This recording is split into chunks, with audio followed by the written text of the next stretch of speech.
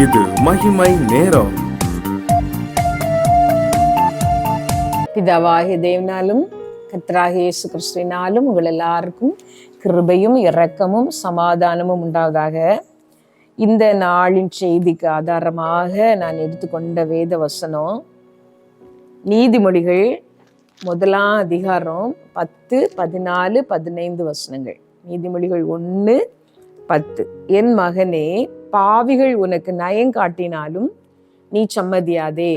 14வது வசனம், எங்களோடே பங்காளியாயிரு, நம்ம எல்லாருக்கும் ஒரே பை இருக்கும் என்று அவர்கள் சொல்வார்களாகில், என் மகனே, நீ அவர்களோடே வழி நடவாமல் உன் காலை அவர்கள் பாதைக்கு விலக்குவாயாக. இந்த வசனத்தை நான் வாசித்ததுமே உங்களுக்கு புரிந்திருக்கும்.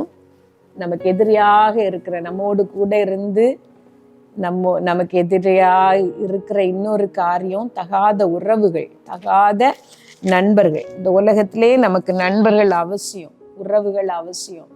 தனித்து வாழும்படி கர்த்தர் நம்மை சிருஷ்டிக்கவில்லை. ஒருவரோடு ஒருவர் ஐக்கியமாயிருந்து வாழும்படிக்கே தான் கர்த்தர் நம்மை உருவாக்கி இருக்கிறார். நான் தனியாக இருந்து எல்லாவற்றையும் பார்த்து கொள்வேன் என்று சொன்னால் நமக்கு அது முடியாது.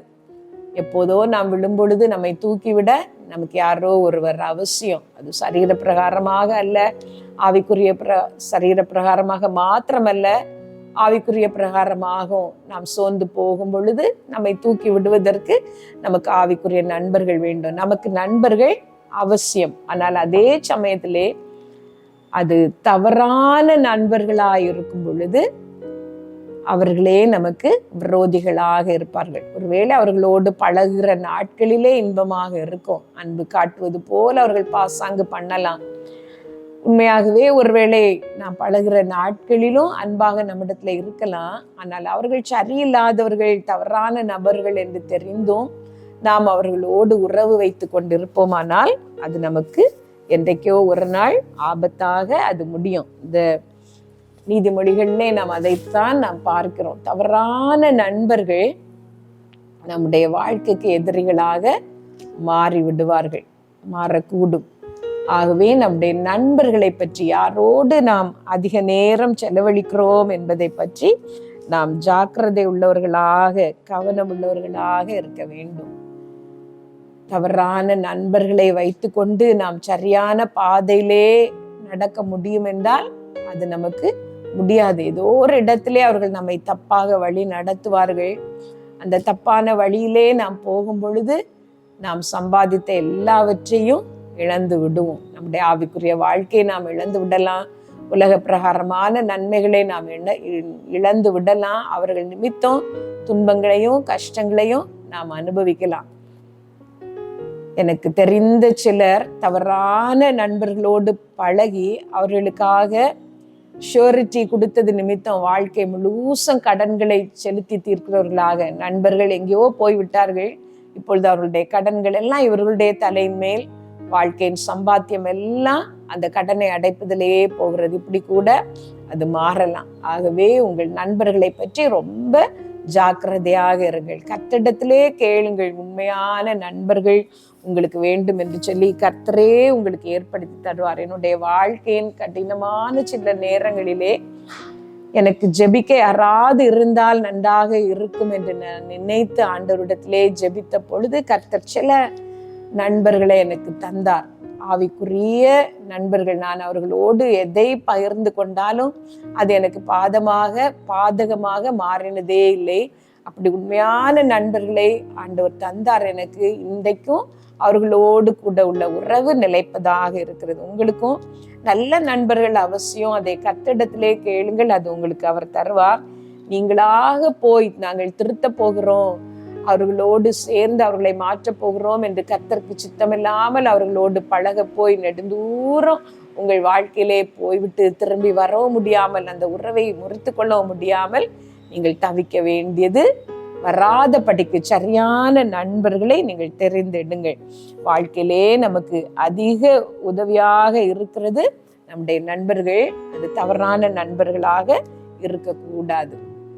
வேதத்திலே நாம் ஒரு நட்பை பற்றி நாம் பார்க்கிறோம். 2 சாமுவேல் 13ஆம் அதிகாரத்திலே அந்த நட்பை பற்றி சொல்லி இருக்கிறது. தாவீதுக்கு அம்னோன் என்று சொல்லி ஒரு மகன் இருந்தார். அவருக்கு ஒரு நண்பர் யோனதாப், தாவீதின் சகோதரனுடைய மகன். 2 பேரும் நண்பர்கள். இந்த அம்னோனுக்கு ஒரு பெண்ணின் மேல் ஆசை வருகிறது. அவன் அவளை அடைய விரும்புகிறான், ஆனால் வழி தெரியவில்லை. இந்த அம்னோன் ஒரு தவறான ஆலோசனை சொல்லி கொடுக்கிறார்.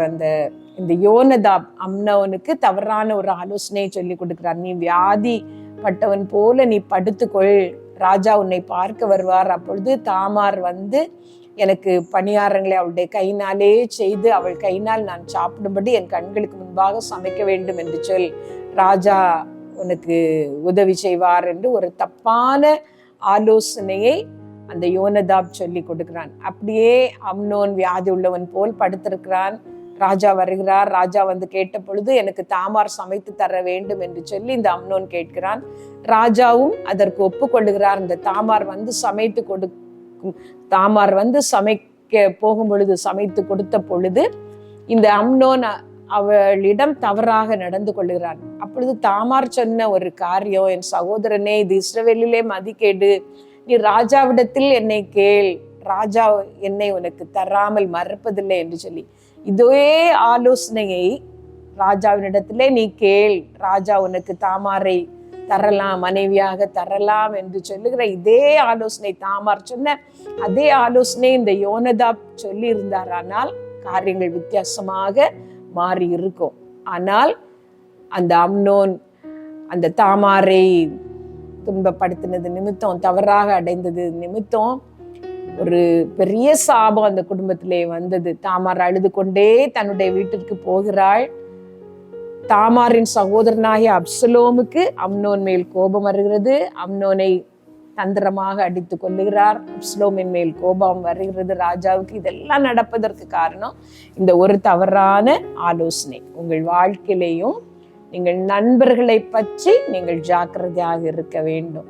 தவறான நண்பர்கள் உங்கள் வாழ்க்கையே நாசமாக்கி விடக்கூடும். ஒரு சின்ன யோசனை உங்கள் வாழ்க்கை முழுவதையும் சாபத்துக்குள்ளாக கொண்டு வரக்கூடாதுனாலதான் சங்கீதம் 1ஆம் அதிகாரத்துல நாம் பார்க்கிறோம், துன்மார்க்கருடைய ஆலோசனையில் நடவாமலும் பாவிகளுடைய வழியில் நில்லாமலும் பரியாசக்காரர் உட்காரும் இடத்தில் உட்காராமலும். துன்மார்க்கர், பாவிகள், பரியாசக்காரர், இப்படிப்பட்டவர்களோடு நாம் உறவை வைத்து கொள்ள கூடாது. இந்த காரியங்களில் எல்லாம் நாம் தப்ப வேண்டுமானால் நாம் செய்ய வேண்டிய காரியம் கர்த்தருடைய வேதத்திலே பிரியமாக இருக்க வேண்டும். அவருடைய வேதத்தை வாசிக்க வேண்டும். அதிக நேரம் வேதத்தோடு நாம் செலவழிக்க வேண்டும். இந்த செய்தியை கேட்கிற நீங்கள் ஒரு தடவை யோசித்து பாருங்கள், நீங்கள் யாரோடு அதிக நேரம் செலவழிக்கிறீர்கள்? உங்கள் சிநேகிதிகள், உங்கள் சிநேகிதர்கள் யார் என்று யோசித்து பாருங்கள். அதிக நேரம் வலைத்தளங்களிலே நீங்கள் செலவழிக்கிறீர்களானால் அதுதான் உங்கள் நண்பர்கள்.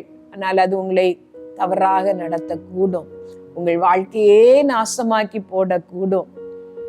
ஆண்டவருடைய சமூகத்திலே உங்களை தாழ்த்தி, ஆண்டவரே, என்னுடைய நேரத்திலே அதிக நேரம் நான் உம்மோடு தான் செலவழிப்பேன், உம்முடைய வார்த்தையை தான் நான் தியானிப்பேன், அது என் மூளையிலே நிறைந்திருக்கட்டும், அதன் இருதயத்திலே நிறைந்திருக்கட்டும், நல்ல பொக்கிஷமாக நான் அதை வைத்து கொள்ளட்டும், அதை மனப்பாடம் பண்ணட்டும், அதை எனக்கென்று நான் உரிமையாக்கி கொள்ளட்டும், உம்முடைய வேதம் என் மன மகிழ்ச்சியாய் மாறட்டும் என்று சொல்லி கர்த்தரிடத்திலே நீங்கள் கேளுங்கள்.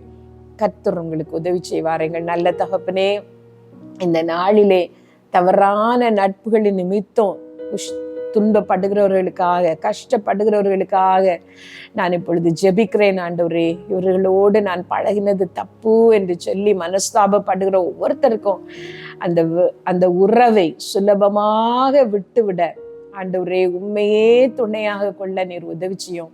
வேதம் அவர்களுக்கு மகிழ்ச்சியாய் மாறட்டும். அகங்காரிகள் எனக்கு விரோதமாய் பொய்களை பேசுகிறார்கள், நானோ உம்முடைய வேதத்தை தியானிக்கிறேன், அதை ஆராய்கிறேன் என்று சொன்ன சங்கீதக்காரனை போல உம்முடைய வேதத்தை நேசிக்கிறவர்களாக, ஆராய்கிறவர்களாக நீர் எங்களை எல்லாரையும் மாற்றும். நீர் எங்களுக்கு நண்பராய் எல்லாமாய் நீர் மாறிவிடும். ஆண்டவரே, உம்முடைய கரத்திலே எங்களையும் எங்கள் வாழ்க்கைகளையும் எங்கள் குடும்பங்களையும் எங்களுக்கு உண்டான எல்லாவற்றையும் தந்து ஜெபிக்கிறோம். எங்களை ஆசீர்வதியும்.